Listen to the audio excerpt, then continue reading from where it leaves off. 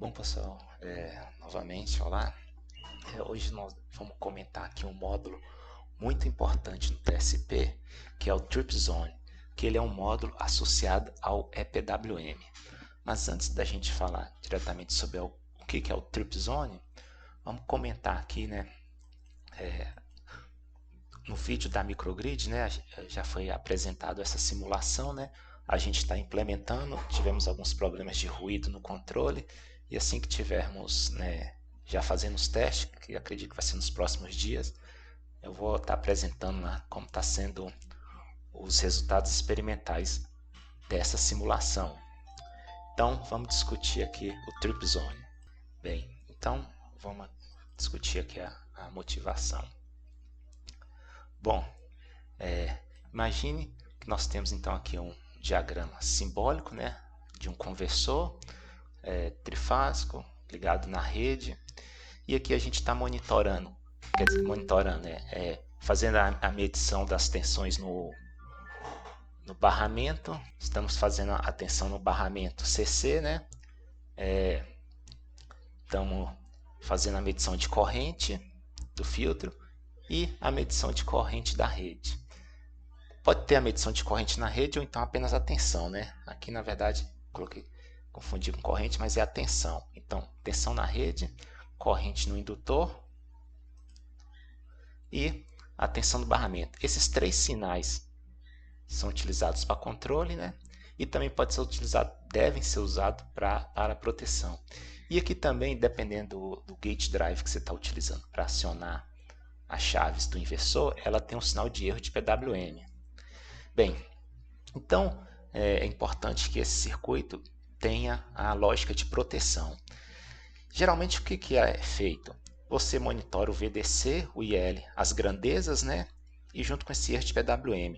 E aí você vai passar no circuito analógico, que vai ter uns comparadores, vai ter uma máquina de estados, né? Uns flip-flop, umas lógicas digitais, que aí, passando de determinado valor, essas grandezas, ou esse sinal, ele indo de 0 a 1, 1 a 0, depende da lógica, ele vai enviar o sinal de proteção, fazendo que o PWM pare imediatamente. Essa proteção ela não pode ser feita no ADC. Não dá tempo de você monitorar a tensão corrente ou a tensão no barramento ou da rede e a corrente. Não dá tempo de você amostrar no seu ADC, comparar se o valor foi alto e mandar desligar o PWM. Vamos fazer aqui um gráfico de quanto tempo que isso demoraria. Então, se a gente implementar toda essa lógica de proteção dentro do ADC, da nossa interrupção do ADC, pensando que ela é uma portadora triangular, né, na base, no topo, que você amostra duas vezes na frequência de chaveamento, acontecendo um evento em qualquer instante de tempo aqui, ó, ele demoraria aproximadamente metade do período do PWM. Se ocorrer um curto-circuito nesse tempo aqui, ó, uma falha, então você teria aqui, ó, alguns microsegundos até chegar no ADC para detectar aquilo e parar o PWM. Então isso é muito tempo do ponto de vista de grandezas elétricas, né? É o tempo de queimar um transistor e acontecer uma falha grave. Então é nisso que a gente vai entrar o Trip Zone. O que é o Trip Zone? Ele é uma lógica que está associada ao módulo de PWM. Ele tem tudo embutido aqui, ó, essa parte da lógica em si. Houve algum sinal de falha, ele imediatamente para o PWM. Ele não aciona uma função, uma interrupção. Ele primeiro para o PWM, né, se você tiver programado para isso, e depois que ele aciona as interrupções. Só que essa parte aqui, ela é feita dentro do DSP. O sinal de erro, ele tem que vir externo, né? Você tem que fazer sua plaquinha lá, né, com toda a lógica, o circuito analógico, digital, para acontecer alguma dessas falhas, acionar aqui, ó, um pulso de erro e acionar o Trip Zone. Então vamos ver como ele fica no DSP.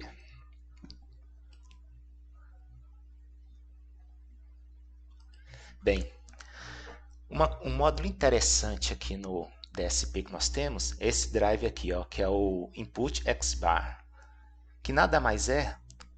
O que é essa característica aqui do X-Bar Input?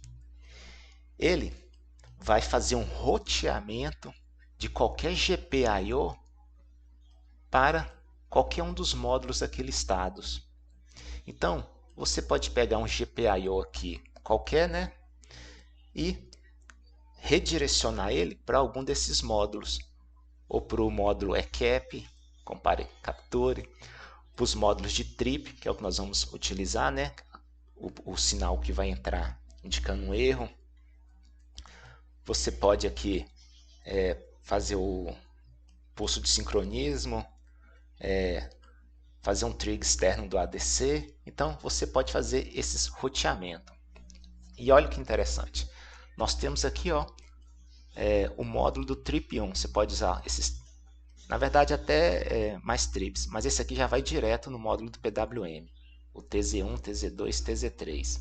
Ele está barrado, né, porque a lógica dele é invertida. Ele tem que ficar sinal ativo, né, nível lógico alto, quando não houver erro, e quando houver erro vai para zero. E aí nós vamos fazer o que? Nós vamos selecionar um GPIO e vamos redirecionar ele para esse trip. E vamos configurar o que ele vai fazer com o PWM. Então vamos ver como que fica o código. Bem, aqui é o código do retificador ativo, né, que eu já apresentei em outros vídeos, né? Aqui tem muita função onde a gente já começou a implementar aqui as variáveis de controle, os compensadores, algumas rotinas de proteção. Como nós estamos programando já em cima do template que a gente já vem desenvolvendo, né, que vai ter várias funções e a gente vai habilitando ou não conforme o uso, já deixei pronta a comunicação serial, comunicação CAN, mas vamos ver aqui só a parte do trip zone.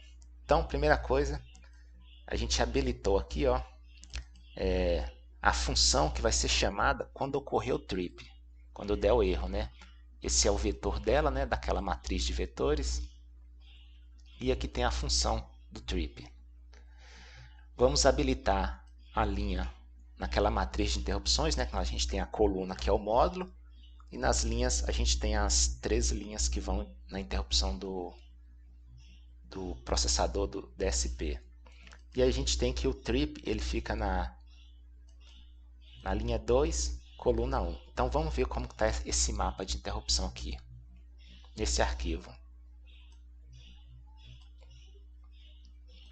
Consultando aquele arquivo, a gente vê aqui, ó, o trip na linha 1, coluna 1 e na linha 2. Então a gente habilita ele aqui. Como ele é uma interrupção que está na linha 2 daquela matriz, eu tenho que habilitar ela aqui, ó, nas interrupções globais. E vamos ver como está a interrupção do trip zone lá. Ela, na verdade, eu só configurei aqui, né? Toda vez que ela entrar na interrupção do trip, né, que houve um erro, ele vai disparar um contador. E aqui eu coloquei para ele pegar um GPIO e mandar o pulso para 1, só para a gente ver que ele entrou nessa função. Depois a gente vai ver qual que é a função dele. Isso aqui é mais para um debug. Agora eu tenho que configurar o pino para ser roteado para esse modo trip. Então vamos na configuração do setup GPIO, que é essa função aqui. Aqui tem alguns pinos que a gente configurou como entrada e saída, que são para acionar os relés, os contadores do conversor fotovoltaico. E para esse tipo de aplicação, o que acontece? A placa que foi feita, ela está ligada no GPIO 41. Então, por que eu escolhi 41? Na verdade, a placa já estava feita com a lógica, né? Essa placa que já estava feita, e aí colocaram que o pino que vem aqui no erro, ele vai para o DSP no GPIO 41. Poderia ser qualquer um, você pode fazer o roteamento. E aí, como que eu vou fazer? Para configurar ele como trip, né, a gente deixa habilitado o PUAP, porque ele é um pino de lógica invertida, né? Fica em nível lógico alto. e eu venho no erro e vai para nível lógico 0. Para esse tipo de situação, a gente geralmente deixa o PUAP habilitado. E, como ele é um pino de entrada, nós vamos configurá-lo para ele ser uma entrada assíncrona. Por quê? O sinal dele não pode ser sincronizado com o clock do DSP, porque isso é um pino de emergência, né? Apesar de ser um clock lá de 200 MHz, mas ele, a partir do momento que ele chegar, ele já tem que acionar as proteções. E o que eu vou fazer agora? Habilitei o PUAP e coloquei que ele vai ser uma entrada assíncrona. Agora eu tenho que rotear ele, voltando de novo naquela figura lá. Voltando aqui na figura, o que a gente vê aqui? Ó? Que ele vai ser o módulo de entrada, né? E o Trip Zone ele está no input 1. Então, aqui nós temos as entradas, né? do X-Bar Input. Você tem tanto o X-Bar Input como o X-Bar Output. Então, a gente tem aqui ó, entrada 1, 6, 7, né? Então vai até a entrada 14. Então, se a gente for ver, o Trip está na entrada 1. Então, você vai pegar um GPIO aqui e rotear para input 1. Só isso que vai ser feito. E como ele é feito no código? Com esse registrador aqui, ó. Input 1, select. E aqui você vem com o número do GPIO. GPIO 41. Ele vai estar na entrada 1. Então, simplesmente isso aqui ó, que você fez. Você interligou essa linha com a 41. Então, basicamente, só foi isso que a gente fez aqui no código. Como ele é um registrador protegido, né? Então você tem que usar essas duas diretivas aqui para escrever no registrador protegido. Bem, então já configuramos a interrupção do trip e configuramos o pino, que vai ser que vai entrar o sinal do trip zone. Agora a gente tem que configurar o PWM. O que vai acontecer com o PWM quando ocorrer um trip nele? Vamos aqui na função setup PWM, né? Que a gente já discutiu outras vezes. E essas são as linhas aqui, ó, que é o que a gente vai definir o comportamento do PWM. Então, a primeira delas, o que acontece? Nós estamos utilizando 3 PWMs. Então, o PWM1A, nós estamos usando o PWM1, 3 e 5. É 1, 2 e 5. Um vai comandar fase A, fase B e outra C.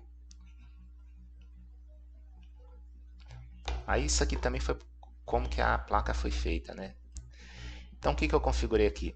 Havendo um pulso de trip, você pode configurar se vai ser no primeiro pulso de trip, no segundo, no terceiro, mas como é proteção, né? Se já deu um pulso de trip, já é erro. Existem aplicações que às vezes dá um pulso, mas não exatamente é um erro, né? Aí vai ser de acordo com sua aplicação. Então, no módulo PWM1, 2 e 5, no primeiro pulso de trip, configurei aqui, ó, on shot trip 1, o que ele vai fazer? O EPWM1 ele vai para low, o EPWM2, o módulo A, vai para low, vai desligar, e o EPWM5 também vai para low. Só que no módulo do PWM, vocês lembram que a gente tem o A e o B. Então, basicamente, esse aqui, ó, nós temos o EPWM-A, que é o transistor superior, e o EPWM-B, o inferior. Então, havendo um trip, vai desligar tanto o superior quanto o inferior. Então, a gente configura aqui, ó, a ação dele, force low. Existem outras configurações, né? Você pode forçar para nível baixo, para nível alto, colocar em alta impedância, ou não fazer nada, né? Também vai de acordo conforme você desenvolveu seu circuito. E aqui ele habilita a interrupção do trip. E o interessante é o seguinte, se eu voltar aqui no trip zone, na interrupção do trip,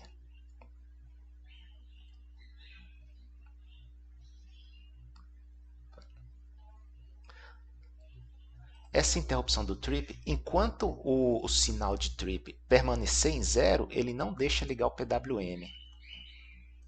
Então, o seu sinal está aqui no trip. Sinal de trip. Se ele for para low, aqui dispara o trip. Ele foi de nível lógico alto para baixo, acionou. Enquanto esse pulso permanecer em 0, ele fica acionando essa interrupção aqui do trip. Ele não deixa ligar o PWM. Ele só para de acionar essa interrupção depois que você reseta o sinal, corrige, né, o erro e ele volta para nível lógico 1. Então, enquanto ele permanecer em low, se você tentar ligar o PWM ou fazer outra ação, ele vai travar, não deixa ligar, porque o sinal aqui do erro tem que ser resetado. Bem, então nós vamos fazer uma prática hoje para ver a diferença. O que nessa prática vai consistir? Eu vou utilizar o pino GPIO 11.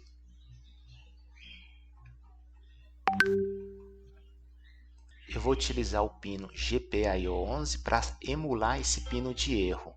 Ele vai estar em nível lógico alto e aí eu vou em algum momento eu vou mandar ele para 0. No momento que ele ir para 0, nós vamos monitorar o sinal de PWM, que ele vai ser desligado. Então, basicamente, o que vai ser feito? Então, na prática, a gente vai estar vendo o seguinte. Eu vou pegar um pino GPIO 11, que eu vou emular um circuito de proteção, né? E aí eu vou conectar com fio ao GPIO 41, que é onde está a entrada do sinal de trip.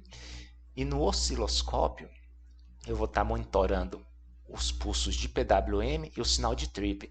E a gente vai ver o instante de tempo em que ocorreu o evento de trip e o delay, o tempo que ele demorou para desligar o PWM.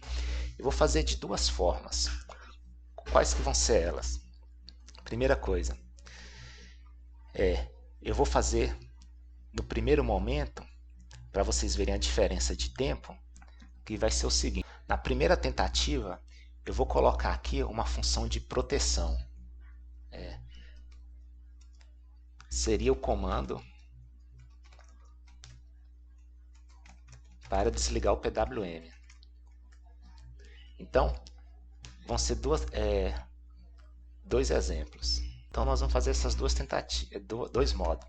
No primeiro, vai ocorrer uma falha, teve um sinal de trip, eu não vou desligar o PWM, entro na interrupção e lá dentro da interrupção eu dou o comando para desligar o PWM. E vamos ver o tempo que foi gasto. Nós vamos medir o tempo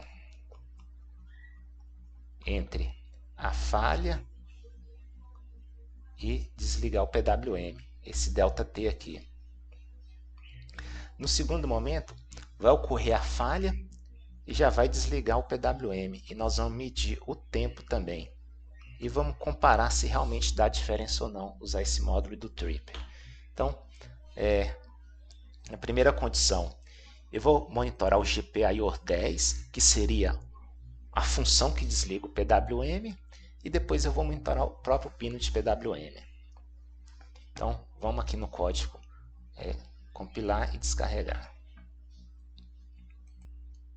Então, vou aqui ligar habilitei o módulo de PWM, né?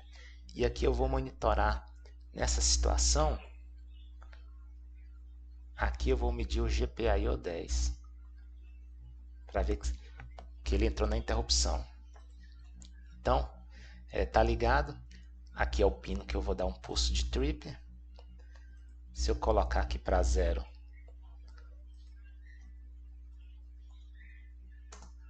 olha lá, deu um evento no trip, né?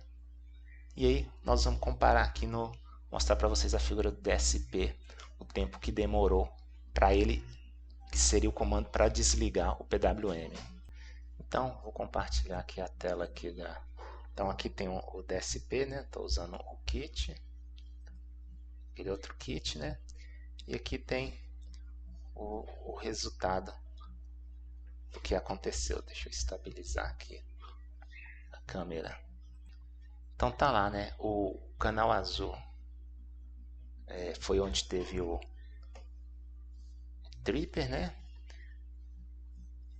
e o amarelo foi onde que foi dado o comando para a gente fazer o desligamento do PWM. Então, entre o sinal de erro, entre o erro que ocorreu e a ação de desligar o PWM, demorou aproximadamente 170 nanosegundos. Vamos fazer novamente esse ensaio para vocês verem aí como que fica. Então, já tem um trip, né? Já contou, resetei aqui o pino de erro, voltou para 1. Então, vou colocar 0 aqui de novo, vamos ver o que vai acontecer. Olha lá, deu um segundo trip e novamente lá aproximadamente 170 nanosegundos para acionar a proteção.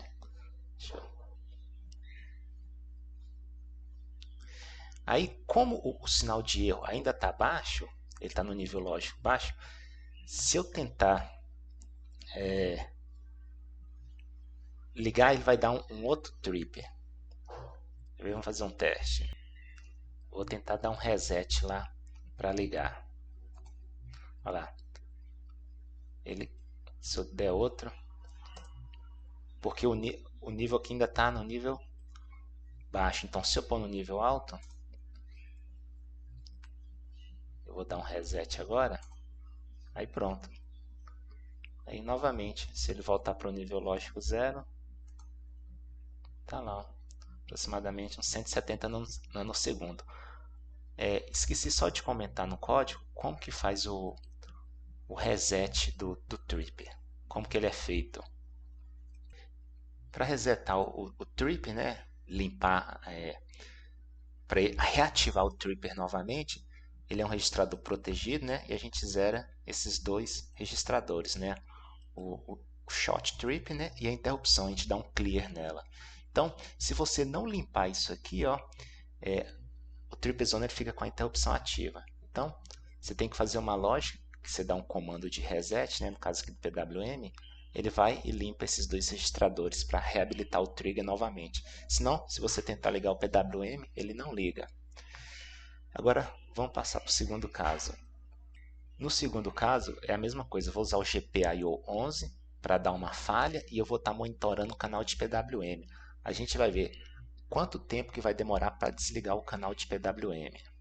Só que nesse momento eu já vou monitorar o próprio pino de PWM e não mais o GPIO 10. Então, olha lá, o sinal de erro está ativo, que é o sinal azul, e o amarelo está oscilando, que é o pino de PWM, né?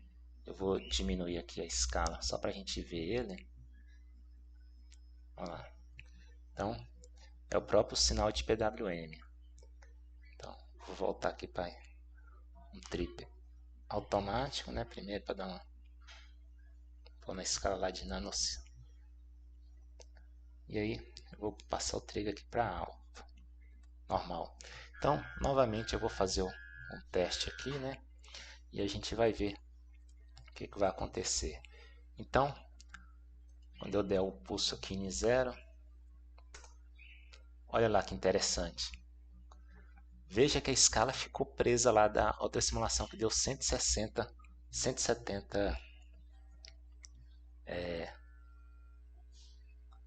nanosegundos. Agora, olha que interessante. Vamos ver lá.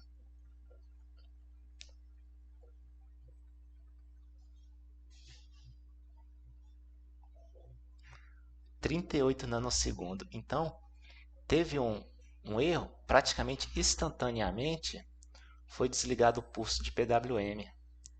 Então, essa que é a vantagem de usar o trip. Ele desliga o PWM praticamente aqui no mesmo instante. E esses nanosegundos faz diferença, né? Porque se você considerar que a corrente é LDI/dt, no caso da corrente que eu acho que é o mais perigoso, nós estamos falando disso aqui, ó. Então, a gente atuou instantaneamente. Agora, olha que interessante. Se eu tentar ligar o PWM de novo, eu vou dar um reset nele. Vou limpar o trigger, né, o trip zone, porém, o meu pino de erro ainda está em 0. Vamos ver se ele volta a funcionar. Olha lá. Não volta, ele trava. Vai contando só falha. Vou dar o reset de novo. Então, enquanto eu não consertar esse erro aqui, aí vou dar um reset agora. Aí para de contar. Acabar que eu esqueci de voltar aqui para o trigger normal para a gente. Olha lá, então vou dar de novo a falha.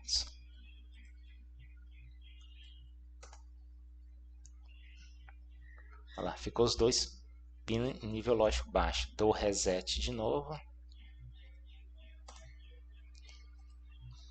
Não consertei a falha, ele não consegue ligar. Aí, consertei a falha. E agora posso dar o reset no PWM, que ele volta a funcionar. Então tá aí uma função importante que a gente tem que considerar, que é o Trip Zone. Até a próxima.